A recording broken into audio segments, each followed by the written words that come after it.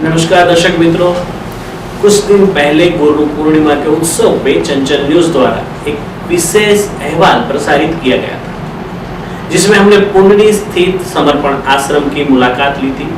3 दिन तक सदगुरु पूज्य स्वामी शिव कृपानंद जी के सानिध्य में जो शिविर चल रही है, उसमें किस तरह की दिनचर्या रहती है, किस तरह के साधक गण द्वारा साधना की जाती है, समर्पण ध्यान के प्रति अपनी भावना बताई जा रही है, उस सब का हमने विशेष अहवाल प्रसारित किया था। उसके बाद हमने समर्पण परिवार से गुरु जी से एक विनती की थी कि अगर आप आदेश दे थोड़ा हमें बताइए, तो हम चाहते हैं कि हम आपका इंटरव्यू करें और जन जन तक, चंचल न्यूज हर जगह पे जाता है अभी, तो जन जन तक आपकी बात पहुंचाने में हमें खुशी होगी।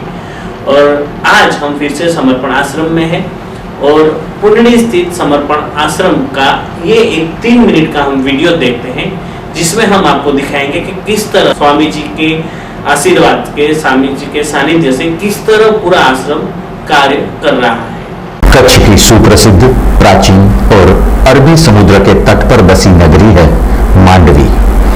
भुज से मांडवी की ओर जाते हुए रास्ते में विजय सागर बांध के समीप बसा है एक ऐसा अलौकिक नैसर्गिक स्थान, जहां पर आकर मनुष्य मात्र ध्यान द्वारा आध्यात्मिक प्रगति तथा आत्म शांति को प्राप्त कर सकता है। यह स्थान है समर्पण आश्रम कच्छ। आश्रम परिसर में प्रवेश करते ही हमें शहर के तनावग्रस्त माहौल से विपरीत एक अद्भुत शांति का अनुभव होता है। आश्रम में आते ही शुरुआत में कच्ची संस्कृति के अनुरूप पंजीकरण कुटिया कच्ची भूंगा स्थित है।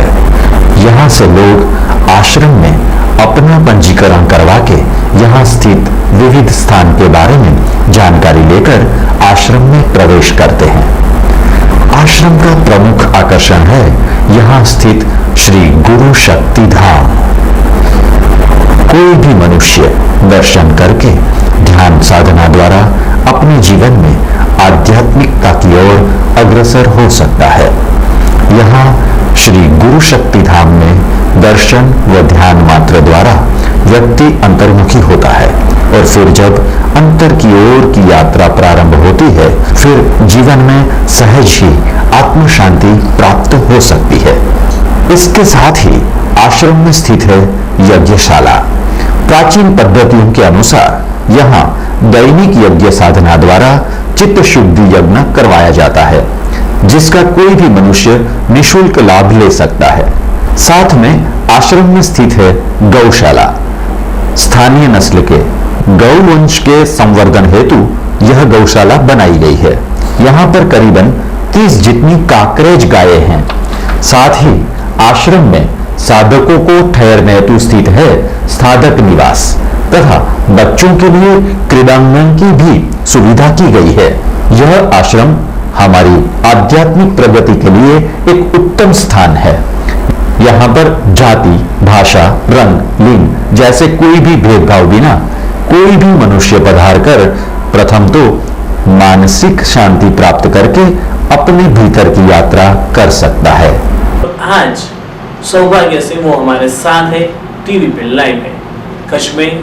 मेरे ख्याल से भारत में पहली बार वो किसी टीवी न्यूज चैनल को अपना इंटरव्यू दे रहे हैं। आइए जानते हैं उनसे कुछ धर्म की बातें, कुछ आध्यात्म की बातें और कुछ समर्पण ध्यान की बातें। गुरु जी, स्वागत है आपका चंचल न्यूज।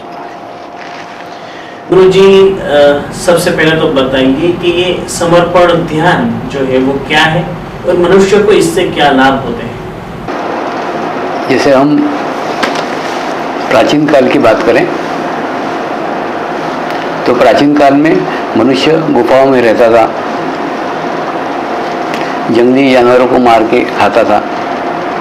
बाद में धीरे धीरे उसने अपनी बस्तियां बनाना चालू की और बस्तियां बनाने के बाद में उसमें से कभी कोई व्यक्ति एकांत में गया, निर्जन स्थान पे गया और उसके बाद में उसको जो अनुभूतियाँ हुई, उसको जो अनुभव हुए, वो अनुभव लेकर वो वहीं रह गया। लेकिन बहुत कम बार ऐसा हुआ है कि वहाँ गया हुआ व्यक्ति फिर वापस समाज में आया है और समाज में आकर के उसने अपनी अनुभूतियाँ, अपने अनुभव समाज को दिए और उसके बाद में उसके कालांतर के बाद में वही व्यक्ति के बाद में उसका एक धर्म बन गया। तो इस प्रकार से धर्मों की अलग अलग धर्म की उपासना हुई है, स्थापना हुई है और वो उपासना पद्धति धर्म कहलाने लग गई। वास्तव में ये सब उपासना की पद्धतियाँ हैं, उपासना के प्रकार हैं, लेकिन धर्म एक ही है, वो है मनुष्य धर्म। और सब उपासना पद्धतियों का एक ही उद्देश्य है, वो उद्देश्य है कि आपके भीतर के मनुष्य धर्म को जागृत करना। जिस प्रकार से नए नए आविष्कार होते हैं कि नहीं, प्रत्येक आविष्कार का उद्देश्य क्या है? मनुष्य का जीवन सुलभ और सुंदर बनाया जाए, वही उद्देश्य से आविष्कार होते हैं। ठीक उसी प्रकार से ये जितने भी उपासना पद्धतियाँ हैं, सब उपासना पद्धतियों का एक ही उद्देश्य था। उद्देश्य था आपके भीतर की मनुष्यता को जागृत करना। लेकिन हुआ क्या, कालांतर के बाद धीरे धीरे मनुष्य ने उसको सिर्फ उपदेश सुने, लेकिन उस उपदेशों का कोई भी उसके ऊपर कोई असर नहीं हुआ। इसीलिए अपन कोई भी उपासना पद्धति के बारे में नहीं कह सकते कि वो उपासना पद्धति सर्वश्रेष्ठ है। उस उपासना पद्धति वाले सारे ही लोग अच्छे हैं। सब उपासना पद्धतियों में अच्छे भी लोग हैं, बुरे भी लोग हैं। ये सब बातें हिमालय में बैठे हुए मेरे गुरु निरीक्षण कर रहे थे, सालों से निरीक्षण कर रहे थे, और उन्होंने लिखा कि केवल उपदेश देने मात्र से मनुष्य के अंदर बदलाव नहीं आ सकता, मनुष्य में चेंज नहीं आ सकता। तो उन्होंने भी उसके ऊपर रिसर्च किया, संशोधन किया, और संशोधन करके उन्होंने एक संस्कार का शास्त्र निर्मित किया। संस्कार का शास्त्र से निर्मित है, यानी एक विशेष प्रकार का संस्कार बार बार बार बार बार बार अगर मनुष्य को होता रहे तो ऑटोमेटिकली फिर वो उसके अमूल्य परिवर्तन को कर देता है। लेकिन वो संस्कार होने के लिए उसको एक सूक्ष्म स्थिति में जाने की आवश्यकता है। वही देख करके उन्होंने एक अनुभूति पर आधारित एक समर्पण ध्यान योग की स्थापना की, और उसी का प्रचार प्रसार करने के लिए मुझे अधिकृत किया। आध्यात्मिक क्षेत्र में अधिकृत शब्द का बहुत महत्व है। अगर आप अधिकृत है ना, तो आप केवल निमित्त बन जाते हो और पीछे गुरु शक्तियां सब कार्य करा देती है। ठीक उसी प्रकार से वे केवल निमित्त बना, और उसके बाद में आज आप देखिए 22 साल में आज ये 22 देशों के अंदर फैल गया है। 22 देशों के अंदर धीरे धीरे धीरे धीरे इसके लोग बढ़ रहे हैं। और दूसरा, इसमें आने वाले लोग अलग अलग जाति के, अलग अलग धर्म के, अलग अलग देश के, अलग अलग रंग के, यानी जो उद्देश्य था सभी उपदेश करने वालों का कि भीतर की मनुष्यता जागृत हो, वो मनुष्यता जागृत होती। अब आप ही लोगों ने देखा होगा, यहाँ पुनड़ी आश्रम में जब गुरु पूर्णिमा होती है तो हजारों लोग आते हैं, अलग अलग देश से आते हैं, अलग अलग जाति के आते हैं, अलग अलग धर्म के आते हैं। उनको कोई नहीं पूछता तू कौन से जाति का है, तू कौन से धर्म का है, तू कौन से देश का है, कुछ नहीं। सबकी केवल एक ही पहचान है, वो है साधक। तो उन्होंने एक नया प्रयोग किया कि मनुष्य को बाहर से कोई उपदेश मत दो, ये चीज़ करो, ये चीज़ मत करो। अगर हम चर्चा करने बैठे ना कि ये चीज़ अच्छी है, ये चीज़ बुरी है, तो पूरा दिन भर हम चर्चा कर सकते हैं। इसके अंदर कोई उपदेश नहीं है, कोई चर्चा नहीं, कुछ नहीं है। एक अनुभूति है, वो अनुभूति को आप ग्रहण करो, ग्रहण करके बार बार वो संस्कार अपने भीतर डालो। इसलिए अनुभूति कोई चमत्कार नहीं है। अनुभूति करने के बाद में आपको 45 दिन तक साधना करना पड़ती है, और साधना करने के बाद में खूब एकांत में बैठ के शांत चित्त होकर के वो संस्कार को अपने भीतर लाना पड़ता है। जैसे ही लाते जाएंगे लाते जाएंगे लाते जाएंगे, ऑटोमेटिकली 45 दिन के बाद में आपका पूरा जीवन ही बदल जाएगा। तो समर्पण ध्यान एक नया प्रयोग है। ये प्रयोग एकदम जैसे होता नहीं, जैसे जैसे नए नए आविष्कार निकलते वैसा ये गुरुओं ने किया हुआ नया आविष्कार है, और ये आविष्कार को आज 22 देशों के लोग उससे लाभान्वित हो रहे हैं। तो कोई भी व्यक्ति इसको ग्रहण कर सकता है, वो किसी भी जाति का हो, किसी भी धर्म का हो, किसी भी देश का हो, इसको कोई भी ले सकता है और अनुभूति को पा करके अपना जीवन परिवर्तित कर सकता है। स्वामी जी, आपने बात की कि हिमालय में आपके गुरुजी ने वर्तमान जो परिस्थिति है उसका निरीक्षण किया और ये खोज किया और आपको एक दायित्व सौंपा। हिमालय की बात करें, बहुत ही प्राचीन पर्वत है और भारत की जो संस्कृति है इसमें भी इस महापर्वत को कई बातें जुड़ी हुई है। इसके साथ आपके संस्मरण क्या रहे, और हिमालय जहाँ पे आपने इतने साल बिताए उसके साथ अब आपका क्या नाता है? एक तो जहाँ हम सोच भी नहीं सकते कि यहाँ कोई मनुष्य हो सकता है, वहाँ वो गुरुओं के निवास रहते, यानी एकदम निर्जन स्थान ढूंढते, जानबूझ करके ऐसा स्थान ढूंढते जहाँ कोई मनुष्य पहुँच ही नहीं सके। इसलिए मुझे कभी कभी लगता है सिर्फ हिमालय पहुँचना, इतने के लिए मनुष्य की योग्यता चाहिए। एक बार पहुँच गए ना, पहुँचने के बाद में सारी प्रगति, सारा प्रोग्रेस मनुष्य का खुद ब खुद हो जाएगा। क्यों हो जाएगा? क्योंकि वहाँ जाने के बाद में तुम किसी ना किसी के ओरा में रहोगे, तुम किसी ना किसी के आभामंडल में रहोगी। होता है ना, जैसे अपन किसान लोगों के खेत देखते हैं कि ये इसका खेत है, ये इसका खेत है, ये इसका खेत है, माने खेत की सीमाएं बंधी हुई है। ठीक उसी प्रकार से हिमालय में प्रत्येक गुरुओं की सीमाएं बंधी हुई है। इसका 10 किलोमीटर का एरिया है, इसका 5 किलोमीटर का एरिया, माने हिमालय में एक बार आप पहुंच गए ना, तो आप किसी ना किसी के ओरा क्षेत्र में रहोगे। मेरी राजस्थान की बहन, छोटी बहन है, वो मेरे को पूछती थी, तू वहाँ अकेला घूमता था, तेरे को डर नहीं लगता था? मैं उसको बोलता था, पागल को कभी डर लगता है क्या? माने वहाँ ना किसी के अपन ओरा में रहते हैं, आभामंडल में रहते हैं, तो वो निर्विचार स्थिति में रहते हैं, तो अपन भी निर्विचार स्थिति में आए थे। और जब निर्विचार स्थिति है तो कोई डर आएगा ही नहीं। डर भी एक विचार है, तो जब कोई भी विचार नहीं आएगा तो डर का भी विचार नहीं आएगा। इसलिए वहाँ पे कभी भी कोई डर नहीं लगता था, एक। और दूसरा, मैं अनेकों गुरुओं के पास गया हूँ। वास्तव में क्या माने, हमारा जो सोचने का नजरिया है वो एकदम सीमित है। हम शरीर को प्रधानता देते हैं, तो हम सोचते हैं कि ये गुरु अलग है, वो गुरु अलग है। ऐसा नहीं है। मेरे को एक गुरु ने जब अनुभूति कराई, उसके बाद में मेरे जीवन में कई गुरु आए। ये क्या होता है मालूम है? जैसे अपने को समझ लो, पुणे से एक लेटर आया, तो लेटर का स्टैम्प देख करके हम पहचान जाते हैं कि पुणे से लेटर आया। ठीक इसी प्रकार से किस गुरु ने भेजा है वो बराबर पहचान जाते। उनके ओरा के अंदर, उनके आभामंडल के अंदर आप उनके इच्छा के बगैर प्रवेश ही नहीं कर सकते। होगा क्या मालूम है? जैसे आप उसके आभामंडल के बाउंड्री तक जाओगे, जाते बार आप देखोगे, फिर आप कहीं इधर भटक गए, कभी उधर भटक गए, लेकिन उनके एरिया में नहीं जा सकते। लेकिन जब कोई व्यक्ति उनके एरिया में प्रवेश करता है, उनके एरिया में आता है, तो बराबर उनको पता लग जाता है कि ये व्यक्ति को किसी ने तो भी भेजा हुआ है, तो तुरंत पहचान जाते हैं वो किसने भेजा है। और दूसरा, मेरे जीवन में एक गुरु और दूसरे गुरु का कोई संबंध नहीं था, न रंग रूप का था, न स्थान का था, न जगह का था। खूब दूर दूर बैठते थे, माने वो एक दूसरे को जानते तक नहीं थे, एक दूसरे को पहचानते तक नहीं थे, लेकिन वो बराबर पहचानते थे कि मेरे पास इसको किसने भेजा हुआ है। दूसरा, एक वाक्य वो सदैव सब लोग बोलते थे कि तेरा हंडा बहुत बड़ा है, तेरा हंडा बहुत बड़ा है, तेरा हंडा बहुत बड़ा है। तो मुझे मन में लगता था शायद मेरा सर बड़ा है, ये मुझे चिढ़ाते हैं। और उसके बाद में एक दिन मैंने शांत पानी में जाकर के अपना चेहरा देखा, तो सामान्य ही चेहरा था, कोई मतलब सर बड़ा नहीं था। लेकिन वो ऐसा क्यों बोल रहे हैं वो नहीं समझता। लेकिन ये एक वाक्य सब लोग समान रूप से बोलते थे। और दूसरा, उसका अर्थ अब समझ में आया। हंडा बहुत बड़ा है, हंडा बहुत बड़ा है, यानी तेरे माध्यम से लाखों लोगों तक ये चैतन्य पहुंचने वाला है, तेरी पहुंचने की क्षमता खूब बड़ी है। लेकिन उनका शाब्दिक अर्थ अलग रहता था, अपन अर्थ लगाते हैं अलग। और दूसरा, गुरु बोलता है एक स्तर के ऊपर, शिष्य सुनता है एक स्तर के ऊपर। एक छोटा सा नदी था, नदी के उस पार गुरुदेव बैठे थे, इस पार मैं बैठा हुआ था। और उन्होंने मुझे कहा, एक दिन ऐसा आएगा जब लाखों लोग तेरा दर्शन करने को तरसेंगे। मैंने इधर उधर झाँक करके देखा, मैंने कहा यहाँ तो कुत्ता भी नहीं है। तो बोले तू उसका हंसी उड़ा, लेकिन एक दिन आएगा, लेकिन जब ये दिन आएगा तब मैं तेरे जीवन में नहीं रहूँगा। तो मुझे लगा गुरुदेव का कोई झूठ बोलेंगे, वो कह रहे हैं शायद अगले जन्म की बात कर रहे होंगे। लेकिन वास्तव में यही स्थिति इसी जन्म में मुझे देखने को मिली। लेकिन आज सचमुच मेरे साथ में गुरुदेव नहीं है। तो कहना मतलब गुरु बताता एक स्तर के ऊपर है, शिष्य सुनता एक स्तर के ऊपर है।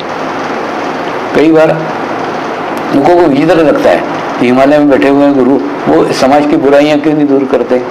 एक टीम करके लेखक है इंग्लैंड का, तो उसने एक बार आकर के दांडी आश्रम में मेरा इंटरव्यू लिया और बोले, स्वामी हिमालय में इतने गुरु बैठे हुए हैं, वो समाज के बारे में क्या सोचते हैं, समाज का क्या करते हैं।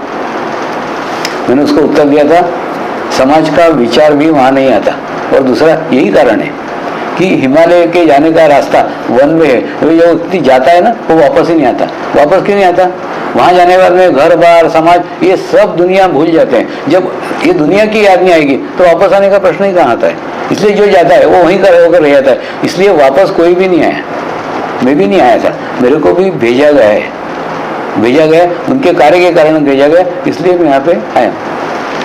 गुरुजी, आपने जो बात बताई उसमें एक ओरा का जिक्र किया, दर्शक जान सके ये ओरा आभा मंडल क्या है, ये आप थोड़ा समझाएंगे दर्शकों? देखिए, मतलब कभी भी आध्यात्म की बात आती है तो लोग करते मेरी फैमिली है, मेरा परिवार है, मेरे को समाज में रहना पड़ता है, मेरे को मेरे घर के प्रॉब्लम से, मेरे समाज के प्रॉब्लम से, दुनिया भर के टेंशन और दुनिया भर की बातें करते हैं।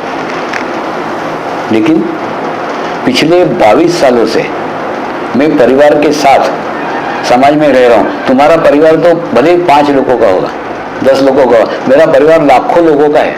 तो लाखों लोगों के परिवार को साथ में लेकर के 22 साल से समाज में रह रहा हूँ, और समाज में रहने के बावजूद भी आध्यात्मिक प्रगति हो रही है, आध्यात्मिक प्रोग्रेस हो रहा है यानी मैं कह रहा हूँ इसलिए नहीं, मेरा ओरा, मेरा आभा मंडल, उसका जो चित्र आता है ना, वो चित्र बताता है। एक बार अहमदाबाद में डॉक्टर लोगों का मैंने शिविर लिया था, आज से 15 साल पहले की बात है।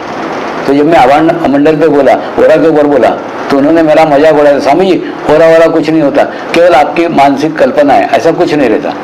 लेकिन अभी ऐसी मशीनें आ गई, इन मशीनों से ओरा जांचा जा सकता है, देखा जा सकता है। तो आज से 15 साल पहले का ओरा कैसा था, 10 साल पहले का ओरा कैसा था, आज का ओरा कैसा है, तो बराबर ये सब दिखता है ना। तो मशीनों से आध्यात्मिक स्थिति को जांचा जा सकता है। मुझे कभी कभी तो लगता है कि आज सदगुरु को पहचानना जितना आसान है, जितना सहज है, उतना आज के पहले कभी भी नहीं था। ये किस विश्वास से कह रहा हूँ कि जितने पुराने संत हो गए, जितने पुराने महात्मा हो गए, उनको पहचानने का, उनको जानने का समाज के पास में कोई माध्यम नहीं था। कुछ लोग जानते थे, कुछ लोग नहीं जानते थे, लेकिन जन सामान्य उनको पहचान सके, जन सामान्य उनको जान सके, ऐसा उस समय कोई ओरा का मशीन नहीं था। आध्यात्मिक स्थिति को जांचने का कोई मापदंड नहीं था। लेकिन आज है ना, आज मापदंड है, वो मापदंड से आप आज के सदगुरु की स्थिति जान सकते हैं। पिछले साल मेरा थियोसॉफिकल सोसाइटी में इंग्लैंड में लेक्चर हुआ।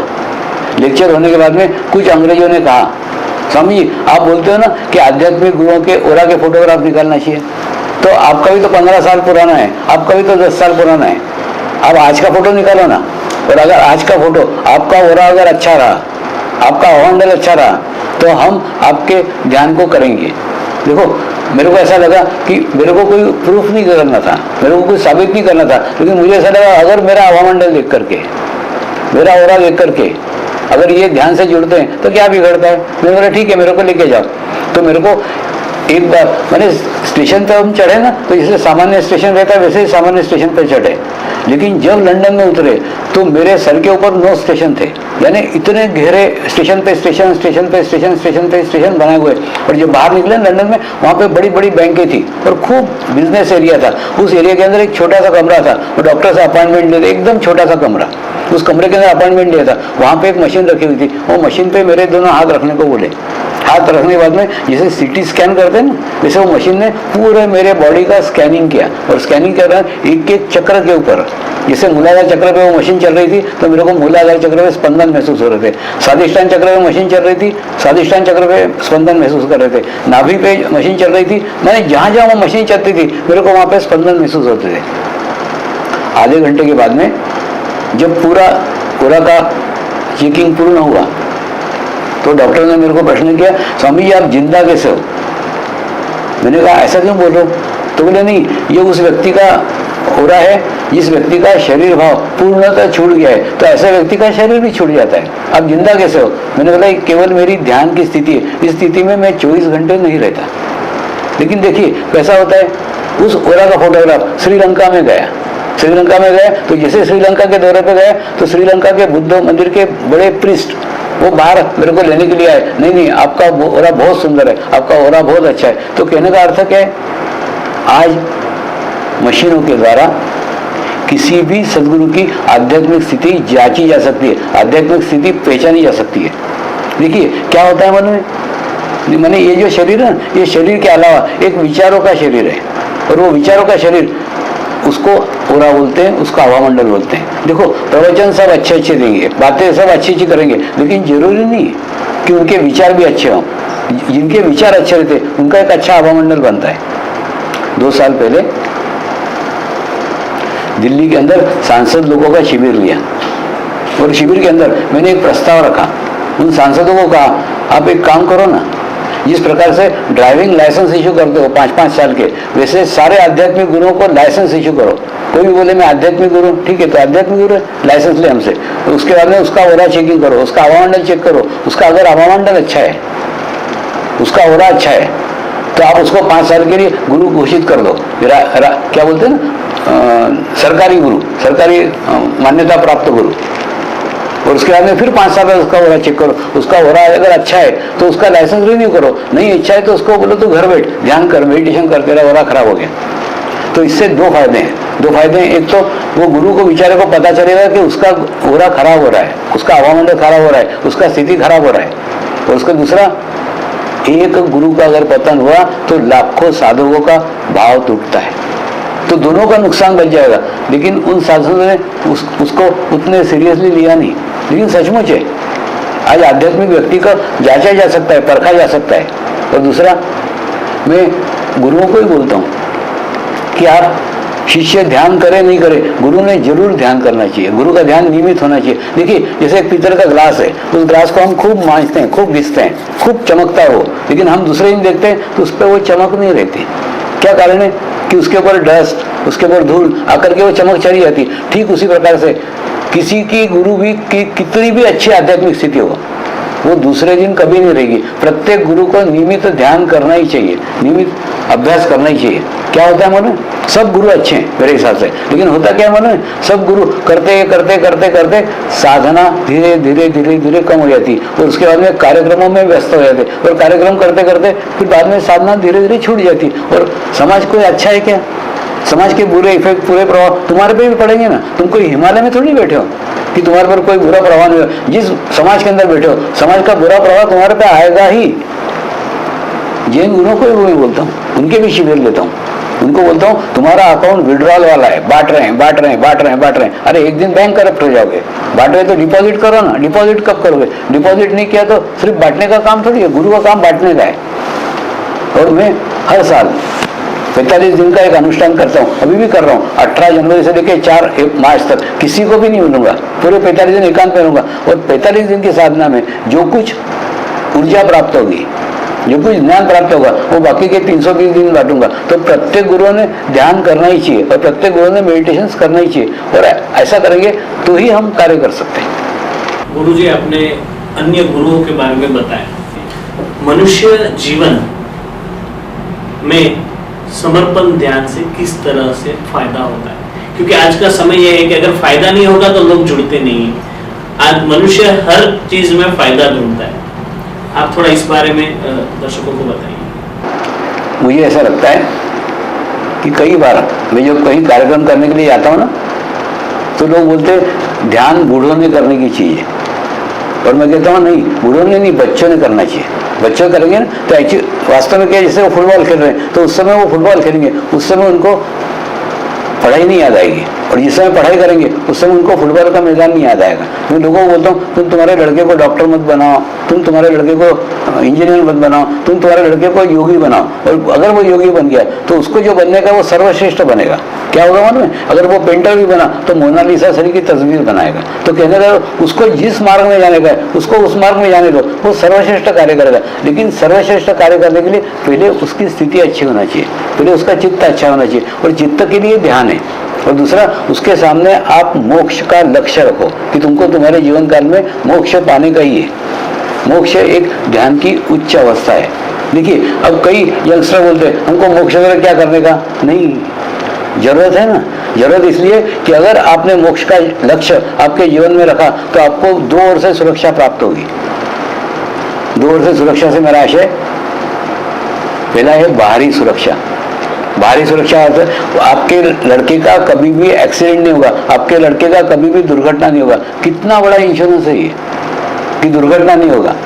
क्यों? क्योंकि उसके आसपास एक हवामंडल निर्मित हो जाएगा, उसके आसपास एक ओरा निर्मित हो जाएगा। वो ओरा कभी भी उसकी दुर्घटना होने ही नहीं देगा। आज युवा, अधिकतर युवा, आप देखो 20 साल से 30 साल के उम्र के लोगों के रोड एक्सीडेंट होते हैं और मैक्सिमम मोटरसाइकिल से होते हैं। तो ये सब बच सकता है ना। दूसरा, आत्महत्या करने वाले भी सब यंगस्टर है। तो क्यों? तो इनको ये बाहरी सुरक्षा पर, वो कभी भी आत्महत्या नहीं करेगा। आत्महत्या क्यों नहीं करेगा? जो आदमी आत्महत्या करता है ना, वो अपने आप को समाज से, परिवार से, सबसे अलग करके अपना अस्तित्व छोटा छोटा छोटा कर लेता है और बाद में आत्महत्या कर लेता है। लेकिन ऐसा नहीं है, इसके अंदर वो सदैव लाखों लोगों के साथ जुड़ा रहेगा। गुरु कोई व्यक्ति थोड़ी है, गुरु एक ऐसा माध्यम है जिसके माध्यम से लाखों लोग जुड़े हुए हैं और लाखों लोगों का अनुभव आप सिर्फ गुरु को जुड़ करके प्राप्त कर सकते हैं। तो कहने का अर्थ है, अगर वो ध्यान करेगा, अगर मेडिटेशन करेगा, अगर आप अपने जीवन में लक्ष्य रखेगा कि मुझे मेरे जीवन काल में मोक्ष की स्थिति पाने का है, तो उसको बाहरी सुरक्षा प्राप्त होगी और आंतरिक सुरक्षा प्राप्त होगी। यानी आंतरिक सुरक्षा प्राप्त होगी यानी उसका विचारों पर नियंत्रण करेगा, जो भी कार्य करेगा तो सर्वश्रेष्ठ कार्य करेगा, सही मार्ग पे कार्य करेगा। और दूसरा, उसके हाथ से कभी भी कोई गलत कार्य हो ही नहीं सकता। आज सबसे बड़ी चिंता मनुष्य को है कि बच्चों के हाथ से कोई गलत कार्य नहीं हो। गलत कार्य नहीं हो का अर्थ क्या है कि कोई भी बुरे कार्य उनके हाथ से नहीं हो, बुरी संगत में नहीं पड़े। तो अगर ध्यान करेगा, मेडिटेशन करेगा ना, तो कभी भी उसके हाथ से बुरी संगत नहीं होगी। क्या होता है, जैसे आपने देखा होगा, एक आधे डाकू बैंक लूटते हैं, तो बैंक लूटने के लिए जो बुरी ऊर्जा चाहिए उनके पास कम रहती है, फिर वो क्या करते हैं, एक आधे होटल में बैठते हैं, शराब पीते हैं, बुरी ऊर्जा को वृद्धिगत करते हैं, फिर बैंक लूटते हैं। लेकिन उसी प्रकार से अगर आपका लड़का ध्यान करेगा, मेडिटेशन करेगा, तो उसके आसपास कभी बुरी ऊर्जा ही नहीं होगी। जब बुरी ऊर्जा नहीं होगी तो बुरा कर्म भी घटित नहीं होगा। एक बार रामकृष्ण मिशन में मैंने डॉक्टर लोगों का शिविर लिया और डॉक्टर लोगों का शिविर लेने के पश्चात डॉक्टर का आदत रहता है, वैसे मुझे पूछा, स्वामी जी आप इतने देशों में घूमते हो, इतने जगह का खाना खाते हो, इतने जगह का पानी पीते हो, आपको डायरिया नहीं होता क्या? आपको डिसेंट्री नहीं होती क्या? मैंने उनको उत्तर दिया, डायरिया डिसेंट्री तो आप बहुत पास की बात करो, मैं जिस कार से आता हूँ उसका कभी एक्सीडेंट भी नहीं होता। तो उन्होंने पूछा कि एक ही ड्राइवर और एक ही कार है क्या? मैंने बोला नहीं, सब जगह ड्राइवर और कार बदलते जाती। तो उनको और आश्चर्य हुआ, ये इतने कॉन्फिडेंस है, ये बात कैसे कह सकते हैं? तो उन्होंने उनके मठाधीश को पूछा कि ये स्वामी जी इतने कॉन्फिडेंस है, ये बात कैसे कह सकते हैं? उन्होंने उत्तर दिया, जो आदमी ध्यान करता है, जो आदमी मेडिटेशन करता है, उसके आसपास एक हवा मंडल बन जाता है, उसके आसपास एक ओरा बन जाता है और वो ओरा को लेकर के चलता है। दूसरा, विश्व कल्याण, विश्व शांति, ये जो विषय है ना, ये खूब बड़े बड़े हैं, लेकिन आप उसको जिस अर्थ में ले रहे हैं वो उस अर्थ के नहीं है। विश्व कल्याण है ना, विश्व शांति है ना, लेकिन कौन सा विश्व? अरे राम विश्व को नहीं बदल पाए, कृष्ण नहीं बदल पाए, तो क्या हम बदल पाएंगे? तो हम जो विश्व का बदलने का कोशिश कर रहे हैं, ये कभी नहीं होगा।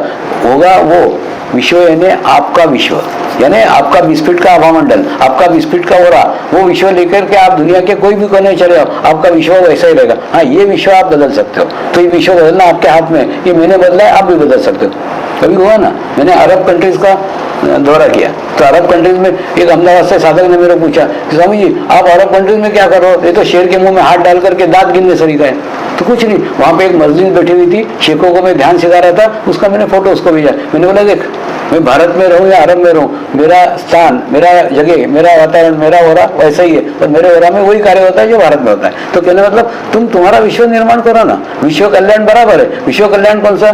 जो तुम्हारा ओरा कल्याणकारी हो। होता है ऐसा, अगर 20 फीट का ओरा आपने निर्माण किया, कोई भी व्यक्ति आएगा उसको शांति प्राप्त होगी, उसको कल्याण होगा, तो ऐसा ओरा तुम निर्माण करो। होता है ना।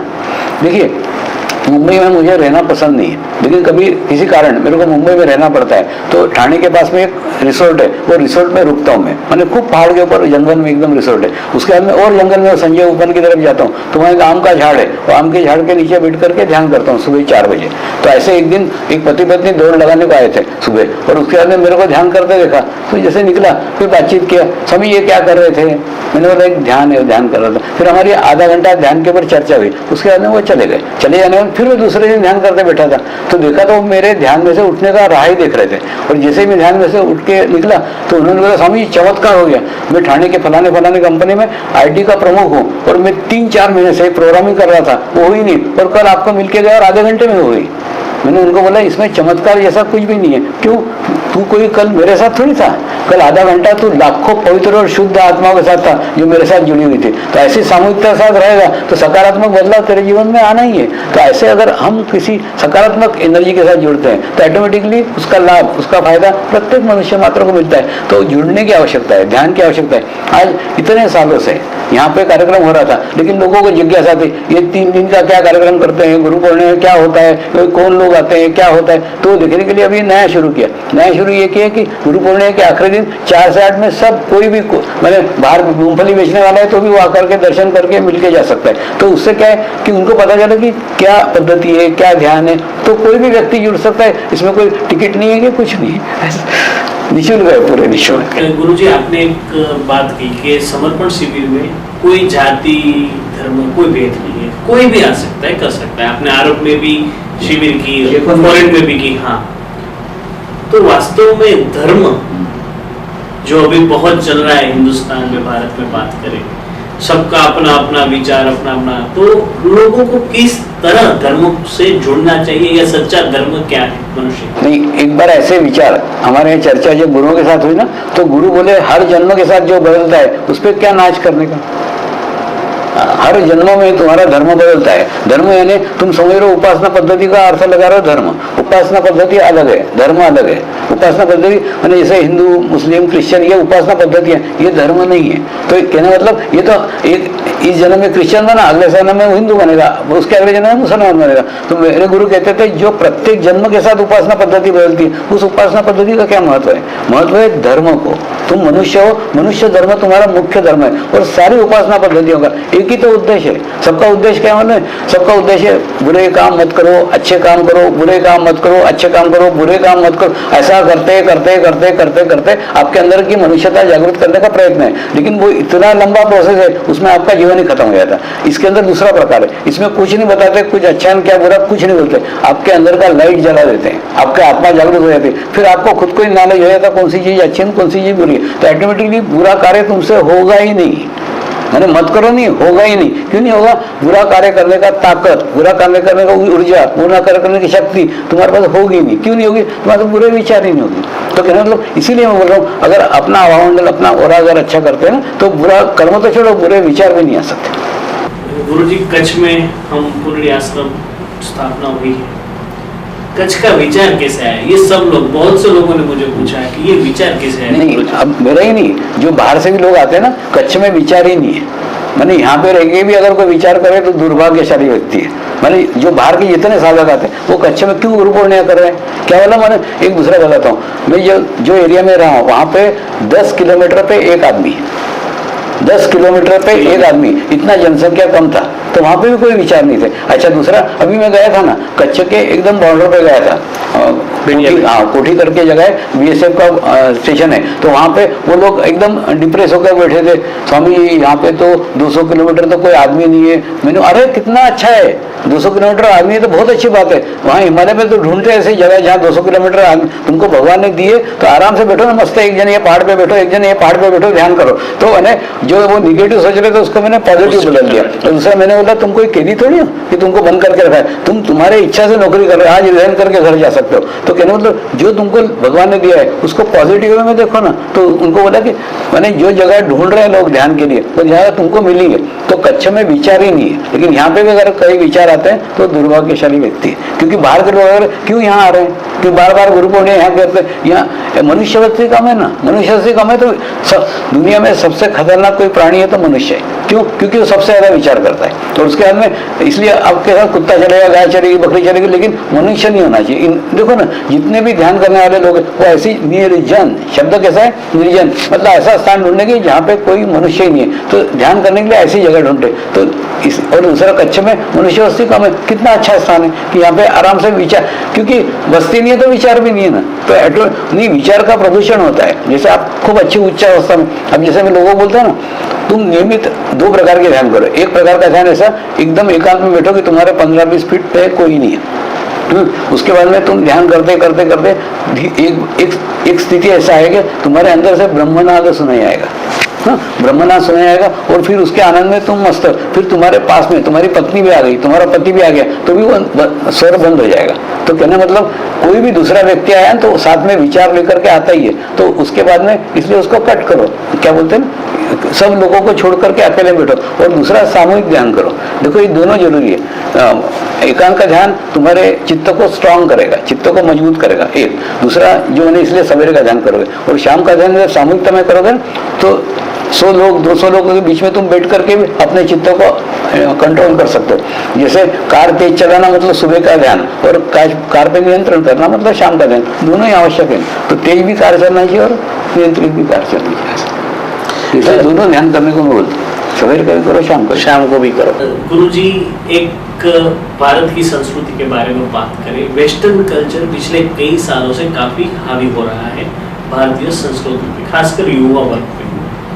ये एक बड़ी समस्या है, आपको लगता है, और इस बारे में क्या प्रयास होने चाहिए? नहीं, इसके लिए इसके ऊपर मेरा फॉरेनर लोगों से सदैव विषय चलते रहता है, लेकिन वो बोलते हैं कि तुम लोग हमको गाली देते हो कि वेस्टर्न कल्चर थोड़ी है बोले, माने हमारा भी कल्चर बिगड़ गया है। अब जैसे अंग्रेजों को अपन अंग्रेजों को गाली देते हैं कि अरे अंग्रेजों के कारण हमारे, अंग्रेज बोलते अरे बाबा हमारा भी कहाँ रह गया है, हम एकदम टाइम के पेबंद थे, हमारे लड़के हैं क्या? नहीं है, ये वेस्टर्न, ये मॉडर्न कल्चर है। वो बोलते हैं मॉडर्न कल्चर है, हमारा कल्चर नहीं है। माने ये मॉडर्न कल्चर आ रहा है, सबके कल्चर को खराब कर रहा है। माने पहले ये समझ ले किसका कल्चर है, मॉडर्न कल्चर है। अंग्रेजों को गाली मत दो, अंग्रेजों का कल्चर नहीं है, क्योंकि अंग्रेज बोलते हैं माने हमारे भी तो अच्छा ही सब चीज चली गई ना, और जो हमारे में अच्छा ही वो हमारे लड़कों में नहीं है। तो ये वेस्टर्न नहीं है, ये मॉडर्न कल्चर है। मैं आधुनिक सभ्यता जो आ रही ना उसके कारण ही बिगड़ रहा है। तो मैंने अपन अंग्रेजों को गाली देते, अंग्रेज आधुनिक सभ्यता को देते, तो ये विषय हमारा बाहर चलते रहता है ऐसा। तो यंगस्टर जो आ रहे हैं ना उसमें ये कल्चर आ रहा है, बाकी ऐसा किसी देश का या किसी क्या प्रयास होने चाहिए गुरुजी इसके लिए? यंगस्टर्स को आप क्या मैसेज? हम कोई उपदेश नहीं देते, हम बोलते ध्यान करो, ऑटोमेटिकली सब तुम्हारे में सबका उसमें ध्यान में ही आ जाएगा। इसलिए मैंने बोला क्या करना चाहिए क्या नहीं करना चाहिए वो सब हम कुछ नहीं बोलते, इसमें कोई उपदेश नहीं है। क्या खाओ क्या पियो। अब जैसे मैं अभी क्या हुआ, शिरडी, हाँ अच्छा विषय निकला मेरे को, शिरडी के साईं बाबा ने समाज में लाया है। हाँ खूब, तो 20 साल से मेरा इच्छा था कि मैं उनके लिए कुछ करूं, मैंने खूब अंदर से तीव्र इच्छा था, लेकिन वो इच्छा मेरी अभी पूर्ण हुई। ये समाधि वर्ष था अभी शिरडी का, तो 23 अप्रैल से लेकर 30 अप्रैल तक मेरा शिरडी में बहुत बड़ा शिविर हुआ उनके संस्था की तरफ से। खूब 50-60 हजार लोग रोज थे, 8 दिन तक थे ऐसा। तो मैंने अच्छा लगा वो हुआ। तो गुरुजी यहाँ पे गुरु शक्तिधाम बन रहा है, उसके बारे में कुछ बताइए। नहीं, ये ऐसा एक अजमेर में बना है। क्या होता है कि अभी मैं जाकर के अनुष्ठान करूंगा, अनुष्ठान मैंने वहाँ पे अजमेर में भी किया था 8 दिन का, और 8 दिन का करने के बाद में जैसे बाहर आया तो एक्चुअली वो जगह मैंने ऐसा रखी थी कि किसी को नहीं जाने दूंगा, ऐसा करके लॉक कर दूंगा, ऐसा करके मैंने उनसे चाबियाँ वगैरह सब ले ली थी कि मैं ये अनुष्ठान करूँगा। लेकिन बाद में जैसे बाहर आया ना, तो बाहर आकर के मैंने नीचे और ग्राउंड फ्लोर में और नीचे डीप में जाकर के बैठते हैं, और जब बाहर आने के बाद में मैंने मेरे को बाहर निकलते नहीं आ रहा था ऐसा, मैंने इतना ध्यान का स्थिति हो गया। फिर कई साधक बोलते समझिए हम रेगुलर ध्यान करते हैं लेकिन ध्यान नहीं लगता, तो क्या करें। फिर मेरे को एकदम उनकी याद आई, तो उनके लिए ये जगह अच्छी है, मतलब वहाँ कोई भी व्यक्ति अंदर घुसते बराबर ध्यान लग जाता। अभी अजमेर में ये स्थिति है कि जैसे वो दारूड़े रहते हैं कि 1 पैग लगाए, 2 पैग लगाए, 3 पैग लगाए, वैसे वो जो बाहर से लोग आते हैं ना, वहाँ पे 7 बजे चालू हुआ तो 7:45 बजे आपको बाहर निकाल देते 45 मिनट बाद, तो वो आदमी फिर दूसरी लाइन में लग जाता है 8 बजे वाली। तो 8 से मैंने वो बाहर से आता उनको लगता है लोकल तो बहुत ले रहे हैं, हम रोज मैंने वहाँ कुछ करना नहीं पड़ता, जैसे नीचे जाओ तो वैसे ध्यान, तो वैसा स्थान यहाँ निर्माण हो रहा है। मैंने किसी को ध्यान नहीं करना पड़ेगा, तो जैसे अंदर जाएगा तो ध्यान, एक्चुअली ध्यान का एनर्जी इतना जनरेट हो जाता है कि उस जैसे मैंने बोला ना हिमालय में तुम चाहो तो ऐसे ही ध्यान लग जाए, ध्यान करने का जरूरत नहीं। मैंने तुम किसके ओरा में आते हो, किसके हवा मंडल में आते हो, उसका इफेक्ट अपने ऊपर आएगा, तो वैसा इफेक्ट यहाँ निर्माण करने का चल रहा है प्रयत्न। तो अभी वही इसलिए नवरात्रि का समय चुना है कि 10 तारीख से लेकर 17 तारीख तक वहाँ अनुष्ठान करूंगा। हाँ, तो उसके बाद में फिर 18 तारीख से लोगों को खुला रहेगा। तो यानी जिनका ध्यान नहीं होता ना, तो ध्यान लगता नहीं है, खूब विचार आते हैं ध्यान में, उन लोगों ने वहाँ करके अनुभव लेना चाहिए। तो वहाँ कोई विचार, क्योंकि वहाँ विचार शून्यता निर्माण की है। तो तुम्हारे एक्चुअली एक ऐसा प्रकार है और दूसरा मेडिकली भी अप्रूव हो गया। एक बार राजकोट में रेड क्रॉस ने शिविर लगाया था, हाँ, और दूसरा 80,000 लोग थे उसके अंदर, और शिविर लगाया था, और जिसका डायबिटीज है, जिसका बीपी, उसका चेक किया, तो उसके बाद में फिर 8 दिन का चेक किया तो उनके 85% रिजल्ट पॉजिटिव आए। उन्होंने हमको सर्टिफिकेट दिया 80। उसके बाद में जो लोगों ने अपना अनुभव बताया कि मेरा डायबिटीज कम हो गया, वो आदमी को मैंने देखा तक नहीं मतलब क्या, खूब बड़ा स्टेज था, मेरे मुंह पे ऐसे फ्लड लाइट डाल के रखे थे, तो मेरे को तो कुछ भी नहीं दिखता था, अंधेरा दिखता था मैंने, लेकिन फिर भी उनका क्यों 2 घंटे तुम ऐसे कनेक्टेड में बैठे हैं जिनके विचार ही नहीं है, तो ऑटोमेटिकली उसका असर तुम्हारे पे पड़ेगा ही ना। तो वैसे वहाँ पे ऐसा एनर्जी जनरेट किया जा रहा है कि जिसके कोई विचार ही नहीं, तो तुम वहाँ जाकर के तुम विचार थोड़ी कर सकते, ऐसा ऑटोमेटिकली। मैंने बोला ना, ये संस्कार का है, वो संस्कार तुम्हारे को होने लग जाता है, तो तुमको अच्छा लगता है ऐसा। दूसरा, अभी मैं सिंगापुर गया था, तो सिंगापुर में हम आश्रम खरीद रहे, एक चर्च खरीद रहे, वो चर्च खरीद के वहाँ अभी आश्रम बनाने का चल रहा है। तो वहाँ पे भी एक साधक ने मेरे को पूछा, स्वामी जी मेरे को मेरे आध्यात्मिक प्रगति के लिए क्या करूँ? मैंने बोला नियमित ध्यान कर। नियमित ध्यान कर मतलब सबसे बड़ी बात है नियमितता। मैंने क्या बोलते हैं, मैं क्या करता हूँ, मेरे भी खूब सारे काम रहते हैं, लेकिन 30 मिनट मैं ऐसे स्थिति में रहता हूँ जिसमें मेरे अलावा कोई नहीं रहता, कोई बच्चे नहीं, पत्नी नहीं, कोई पोस्ट नहीं, कोई बाकी कुछ नहीं रहता। तो ऐसे स्थिति में 30 मिनट आप निकालो। और दूसरा, ध्यान लगे नहीं लगे, मैं बोलता हूँ कि ध्यान के तुम्हारे बाप का नौकर है कि फटक से तुम लगाए के लग जाएगा, वो अपेक्षा मत करो। 30 मिनट बैठे ना, कुछ नहीं, मैं बोलता हूँ तुम मेरे नाम पे 30 मिनट बैठो सिर्फ। अच्छा, समझ लो ध्यान नहीं लगता है, तो जो मंत्र है वो, अच्छा हमारा मंत्र भी ऐसा सार्वजनिक है। अभी जैसे वो वहाँ सांसदों को मैंने बोला कि अगर तुमको योगा डे का प्रचार करना है तो 2 चीजें चाहिए, ऐसा मंत्र चाहिए जो जग मान्य हो, एक, और दूसरा ऐसा संस्था चाहिए जिसके वर्ल्ड वाइड सेंटर हो। तो ये दोनों हमारे पास है, वर्ल्ड वाइड सेंटर है, और हमारा सिंपल एक मंत्र है। मंत्र कुछ नहीं, जैसे छोटा बच्चा रहता है ना, उसको अपने पूर्व जन्म का कुछ याद रहता है। जैसे 5-6 साल का था ना, तो एक मंत्र मेरे अंदर चलता था कि मैं एक पवित्र आत्मा हूँ, मैं एक शुद्ध आत्मा हूँ। तो ये मंत्र का संस्कार धीरे धीरे होते गया। तो तुम जैसे मैं राजा हूँ बोलोगे तो कुछ दिन बाद तुम राजा फील करने लग जाओ। वैसे मैं पवित्र आत्मा में, तो वैसे तुम अपने आप को पवित्र आत्मा, शुद्ध आत्मा मतलब मैं आत्मा के सिवा कुछ नहीं हूँ। तो मैं लोगों को बोलता हूँ ये संस्कार तुम अपने ऊपर डालो, कुछ नहीं, 30 मिनट बैठो, मैं एक पवित्र आत्मा हूँ, मैं एक शुद्ध आत्मा हूँ। दिखने को सिंपल दिख रहा है, लेकिन आज 60 साल की साधना उस मंत्र के पीछे मेरी है, और दूसरा लाखों लोगों की सामूहिकता उसके साथ है। ये जो सुनने वाले तुम्हारे ना, वो भी अपने घर पे ये प्रयोग करके देखे ना, तो भी देखिए कुछ नहीं, एक 30 मिनट आप दिया लगा कर बैठो, मैं एक पवित्र आत्मा हूँ, मैं एक शुद्ध आत्मा हूँ, मैं एक पवित्र आत्मा हूँ। ऐसा आधा घंटा जाप ही करो, और आधे घंटे के अंदर आप 45 दिन करके देखो, आपको खुद को आपकी अनुभूति आएगी। और दूसरा, आपके जीवन की जितनी भी समस्याएं हैं, जितनी भी प्रॉब्लम है, जितनी भी बीमारियां हैं, सब दूर होगी। क्यों?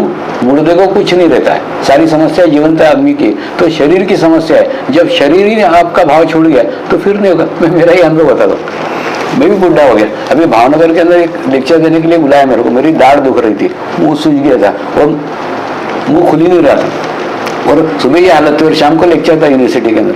तो मैं बोला कि नहीं, तो मेरे को वहाँ ले जाओ, मैं ऐसा करूँगा, कैंसिल मत करो, सबको ब्लेस करके आ जाऊँगा। तो बोले नहीं कैंसिल नहीं करते। फिर मैं वहाँ गया, लेकिन पता नहीं क्या हो गया, जैसे वहाँ जाके सिंहासन पे बैठा तो 2 घंटे तक खूब लंबा लेक्चर दिया, और उसके बाद फिर कार में आके बैठा, फिर दांत दुखने लग गया। तो कहने का मतलब एक ऐसी स्थिति है कि उसके अंदर तुम्हारा देह भाव भूल जाते। तो ऐसा कुछ तो भी निर्माण करो ना कि जिसके अंदर तुम्हारा देह भाव भूल जाओ। तुम्हारे बुढ़ापे में तो एकदम रामबाण ही है, मतलब घुटना दुख रहा है, कमर दुख रही है, सब चल रहा है कि नहीं, तो दुख रही लेकिन मालूम नहीं पड़ रही, तो क्या तकलीफ हो रही? तकलीफ है, घुटना दुख रहा है, तकलीफ हो रही, वो मालूम पड़ रही, मालूम नहीं पड़े तो कुछ भी नहीं। तो बुढ़ापे में अगर ये ध्यान किया ना, तो तुम्हारे शरीर को तकलीफ होगी लेकिन पता नहीं चलेगी, तो एकदम रामबाण हुआ है इसके लिए। ऐसा तो इसलिए आपके जीवन की कोई भी समस्या हो, एक आधा घंटा आप मेरे नाम पे दो कि मैं पवित्र आत्मा हूँ, मैं एक शुद्ध आत्मा हूँ, फिर और 45 दिन में कितना दोगे? 22.5 घंटा। 22.5 घंटे में आपका लाइफ चेंज हो जाएगा। फिर आपका नहीं हुआ अगर सकारात्मक तो छोड़ दो, और क्या, इससे अलावा और क्या बताओ।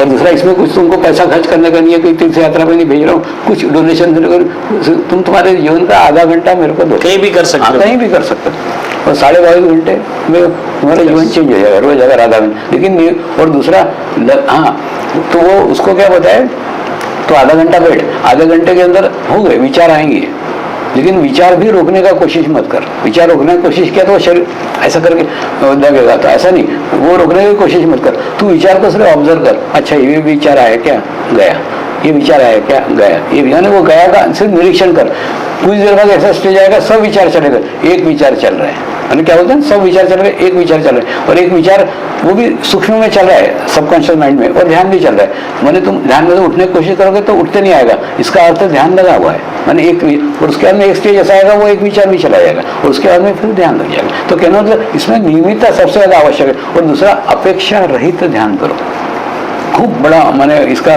सीक्रेट है कि मैंने इसलिए अपेक्षा रहित ध्यान करने वाला बाबा ऐसा मेरे नेपाल में भी प्रचार चल रहा है, क्योंकि मैं इस पर खूब जोर दे रहा हूँ। और वहाँ पे ऐसी कल्पना ही नहीं करते। क्या हुआ, मैं ऑस्ट्रेलिया में गया, ऑस्ट्रेलिया में वहाँ सिडनी में बहुत बड़ा फुटबॉल का मैच हुआ, तो खूब सारे साधक वो मैच देखने गए। तो मैंने उन सबको पूछा कि वो मैच देखने क्यों गए?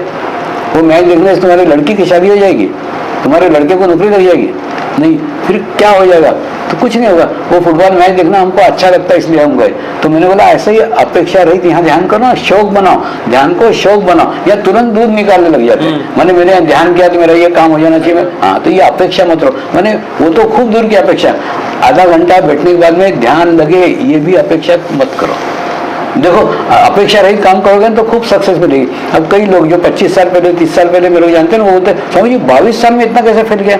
क्योंकि दो ही बातें हैं, एक तो निस्वार्थ भाव से काम किया और अपेक्षा रहित कार्य किया, और दूसरा वो कार्य किया जो मेरे आत्मा को करना अच्छा लगता है, तो ऑटोमेटिकली आत्मा के लिए कार्य किया, तो खूब सारा फैल गया। तो सबसे बड़ा इसका सीक्रेट है, नियमित ध्यान करो और अपेक्षा रहित ध्यान करो, कोई अपेक्षा मत रखो। और आज मेरे जीवन के इस मुकाम पे मेरे को पाने के लिए जीवन में कुछ भी बाकी नहीं रहा, ऐसा। तो आपको भी ये स्टेज में, इसको मुक्त अवस्था बोलते हैं। दूसरा क्या रहता है, मतलब ये मूर्ति की स्थापना क्यों कर रहे हैं? जो गुरुओं ने, दूसरा ज्ञान के सहित भी मोक्ष नहीं है, ज्ञान के सहित भी मुक्तता नहीं है। जिन गुरुओं ने तपस्या करके जो ज्ञान प्राप्त किया था, वो ज्ञान लेके भी उनको मोक्ष नहीं मिल सकता था, तो उनको भी वो बांटना पड़ा ना किसी को, तो उनके पास तो कोई नहीं था, तो उन्होंने मेरे माध्यम से लोगों को बांटा। अब जो दिख रहा है इतना सारा कार्य हुआ, ये एक गुरु का कार्य नहीं है, ये खूब सारे गुरुओं का कार्य है, क्योंकि उसका अलग ये अलग था, उसका अलग था। तो उसके बाद में क्या है, तो वो ज्ञान के, तो मेरे पास भी ज्ञान है, मेरे पास भी नॉलेज है, वो ज्ञान मैं किसी को दे नहीं पा रहा हूँ और कोई मुझसे ले नहीं पा रहा है। तो मैंने क्या करा, मूर्तियों का माध्यम चला, चलो मूर्तियों में डाल के जाता हूँ, वो मूर्तियों में डाल के जाऊंगा, आज नहीं 200 साल बाद 300 साल बाद कोई तो भी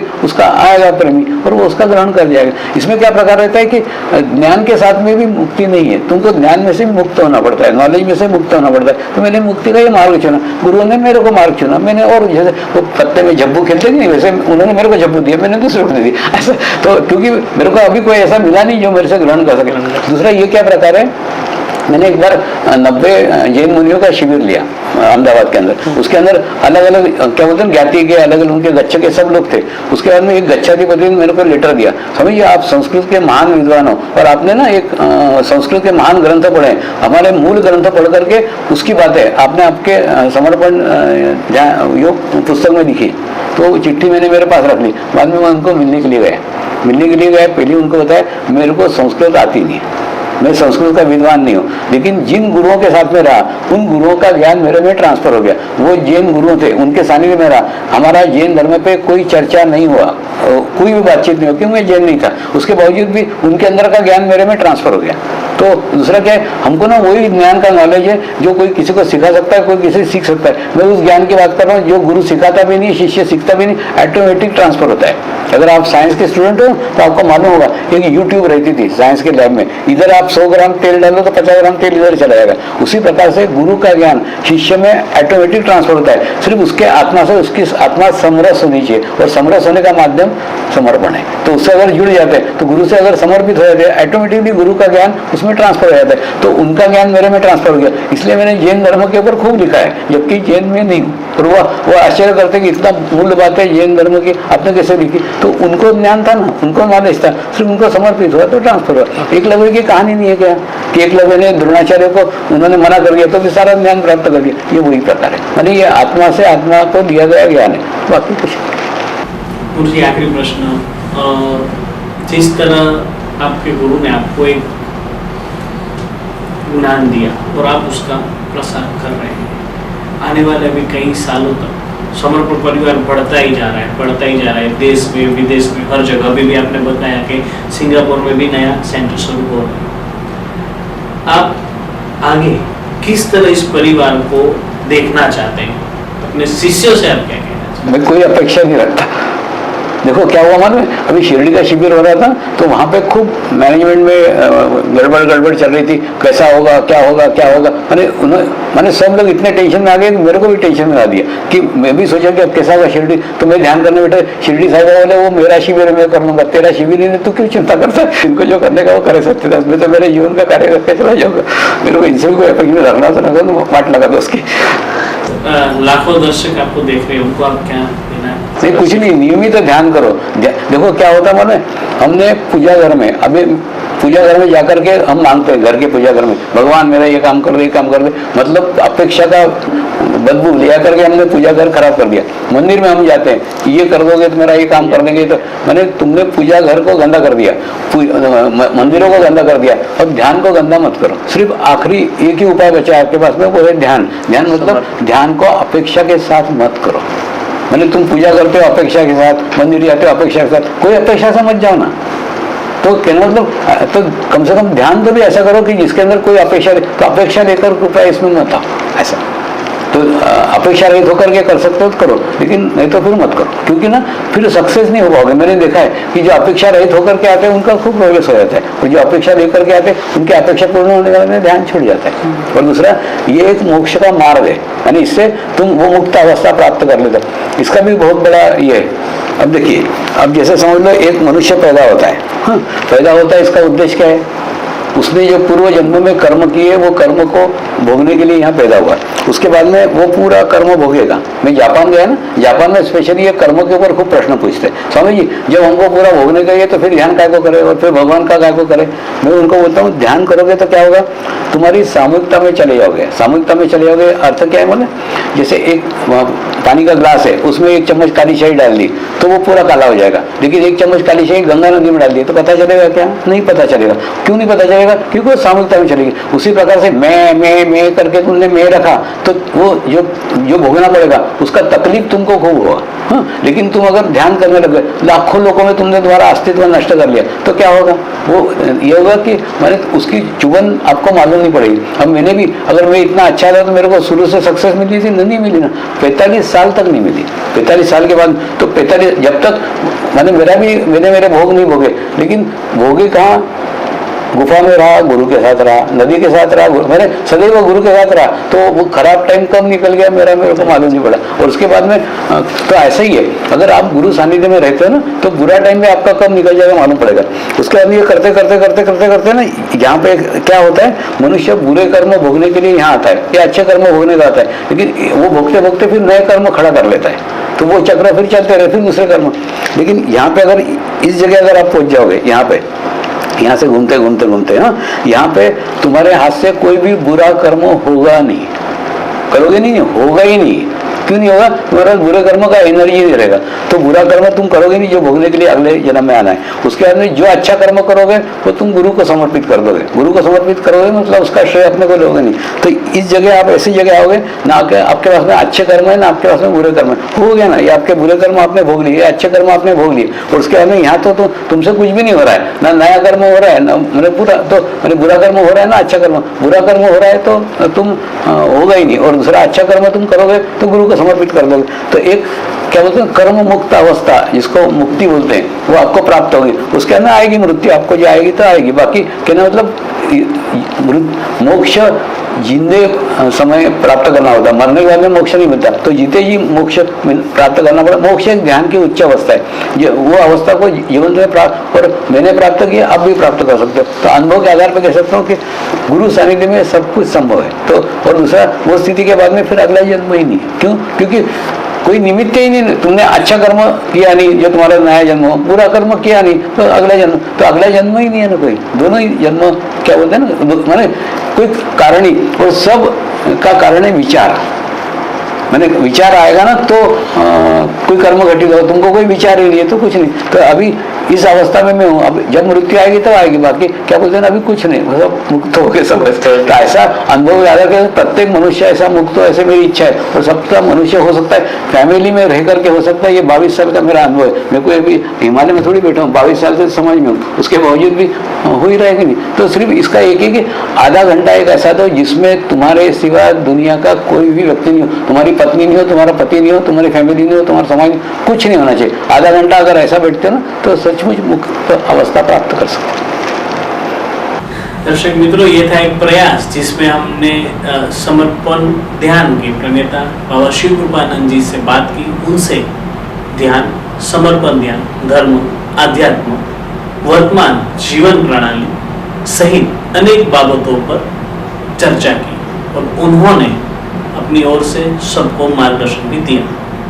गुरु जी, आपका मार्गदर्शन हमको मिलता रहे। के साथ इस चर्चा को यहाँ पे विराम देते हैं।